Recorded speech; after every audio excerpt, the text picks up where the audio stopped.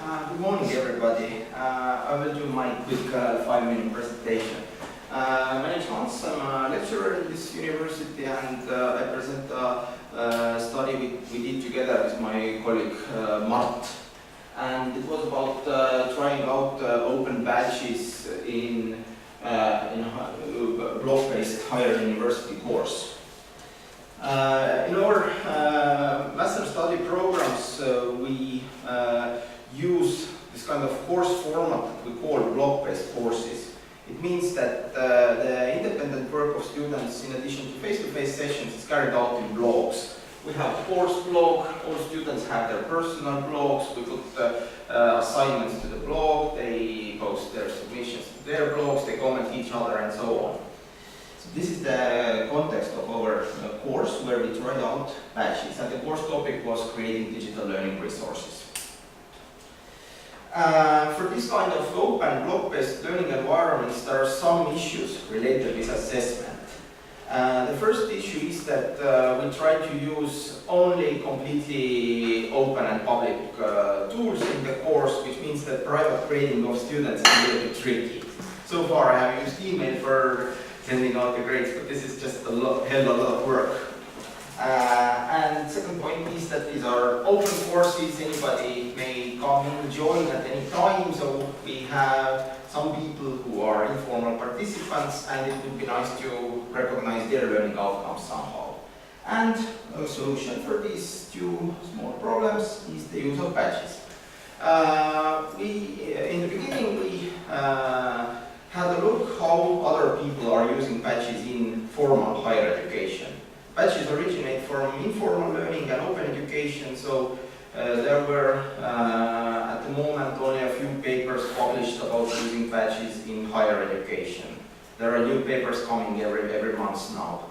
And we proposed that there would be some emerging badge design patterns that we can notice. And I have listed 4 of them. The first one is from David Wiley's course, Introduction to Open Education. And his course format is very similar, block-based course, and we call his badge style composite badges. If students do basic blog posts in each of the 13 topics, they will get OpenEd overview badge, 1 badge for 13 posts. If they do 3 in-depth posts in the topics they choose, they will get OpenEd researcher badge. This is kind of more valuable badge. Second pattern comes from Leuven, from Erik Stuval's group, and we call this type activity-based badges. If learners do a certain number of blog posts or tweets, they will automatically get an activity badge.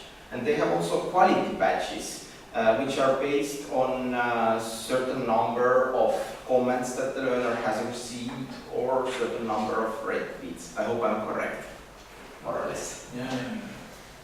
Okay. Then one study from Romania had something that we call grade-based badges. So for example, if students receive 95% of points, they will get gold badge. If they receive 85%, they will get silver badge, and so on. And one study from the States had something that we would call hierarchical badges. There the idea was that at first students get lower level badges, and if they have collected, let's say, 3 or 4 lower level badges on some things, then they will get a project level badge, and it could lead to course level badges, and they discussed also the possibility of having curriculum level badges. So, okay.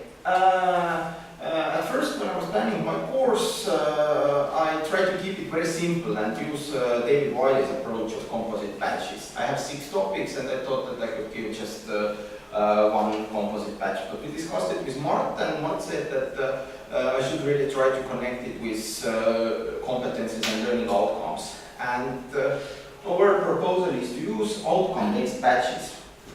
Now this is repeat that image, but you don't see it well here, but my slides are online. Search for these tags, and you can find it also from the publication.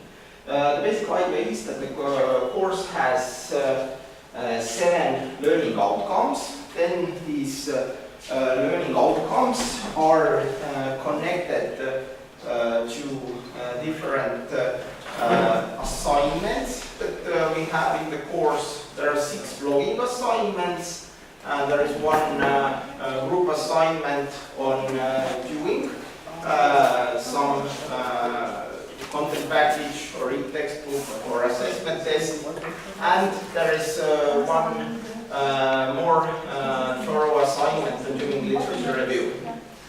And we have 3 types of badges. We call these first ones basic knowledge badges. So if the learners do this basic blog post in each of the 6 topics, they will get basic knowledge badge for that certain topics. And we introduce the concept of points. So our badges have different weights. These basic knowledge badges are 10 points. Then they have to get one of the 3 skills badges. This is 20 points. And there are also advanced knowledge badges that are worth 20 points. And Katrin, who just came in, has received all of these badges.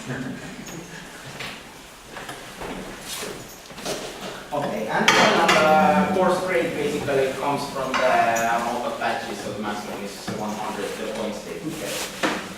Okay, then we did very quick study with students. It was just 2 focus group interviews. We had I think 17 students in the course and 15 I think participated in interviews.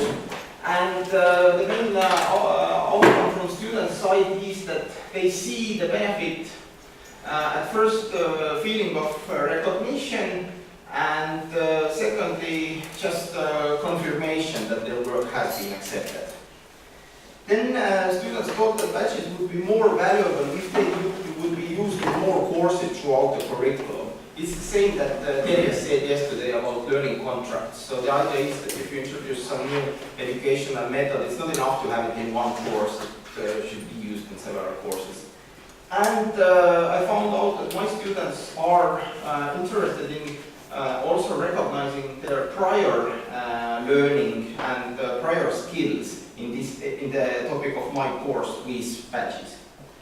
What I will do differently next time? I should offer different, at least 2 levels of badges. At the moment it was 1 badge for every assignment, but next time I will offer a gold badge that only a few excellent students will receive.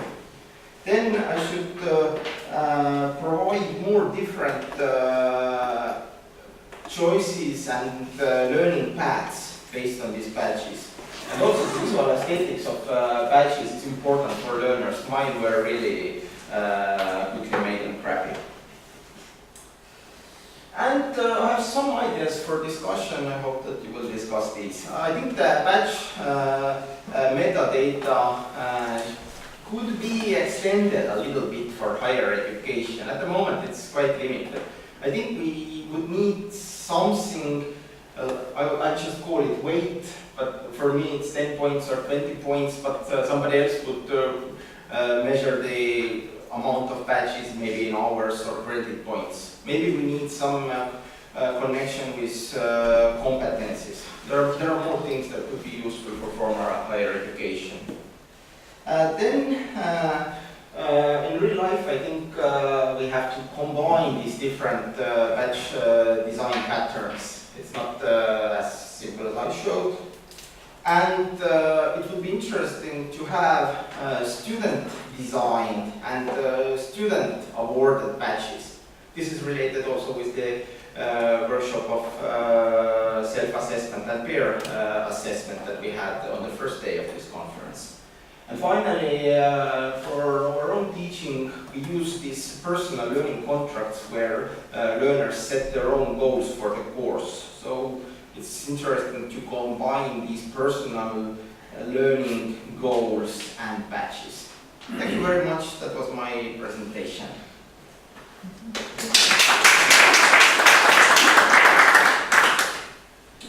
Thank you, Hans. If you want to ask questions, please at this point ask just a very quick brief one and then leave the other questions later. So I have still some time to Okay, sorry. Okay, anyone at the moment who wants to just briefly? Yeah. Did you see that allowing students to set their own goals? Do you think that was one of the most important parts, that you were able to do better with badges than you would have been able to do without badges? This time we kind of didn't connect their learning goals and badges. We had a discussion in the first meeting what kind of badges we could have, and they came up with different kind of ideas, like French shoulder was one idea, for example, that if there is a learner who is supporting others in online course, this is very needed, then this learner would get a badge for this idea. But then I was late with implementing all the stuff and didn't manage to do it this time. Well, are you going to do the course again with badges again? Yes, I am not from now on, I will use badges. I would like to just expand a little bit. Hans only briefly mentioned that we wanted to connect it with not only with grades, but also with learning outcomes or competencies. And this is because our courses are truly open, especially courses taught by Hans. So it means that anyone can jump in the middle of the course, and sometimes they really do. Some people from the industry, for instance, they jump in only for a couple of topics which are relevant for them. They really contribute to discussion, and they don't care about credits, because the university credits are no use for them. But if they would achieve some kind of badge in an open badge format, they could include later in their, I don't know, LinkedIn profile or something, they would definitely appreciate it. And this would be another motivational factor for this kind of guys, especially from the industry side, to pop in to the course and contribute. And do they really appreciate it? Because the advantages that you said that the students said, there was not this kind of thing. I mean, they didn't say that they appreciate these budgets to LinkedIn. Any of them put their budgets in LinkedIn, for example? Well, LinkedIn is not, I think, so actively used in Estonia at all, but for example, Katrin, when she was writing the final reflection blog post, she put there a screenshot showing all her badges from the Mozilla back. And some students made a link to their backpack collection. In their CV or where? In the course blog. Yeah, but I mean, did they use the badges outside the course? I think not yet. Not yet, but we think that this has potential. Yeah, it's a very new concept here. Okay. One suggestion from my side, this is not a question, just a suggestion. It's a very good idea that you're thinking about badge design patterns. It's emerging, obviously, but I suggest you also start thinking about how to name those design patterns, because calling them only outcome-based badges, that's not a good name for a pattern. You probably know a lot about design patterns in software engineering. That's what I'm referring to. They all have names there, some catchy names that really just tell you what the point is. Browse through Alexander's book. Yeah, exactly. That's it. Okay, just think about it. It's not very. Okay, who's next?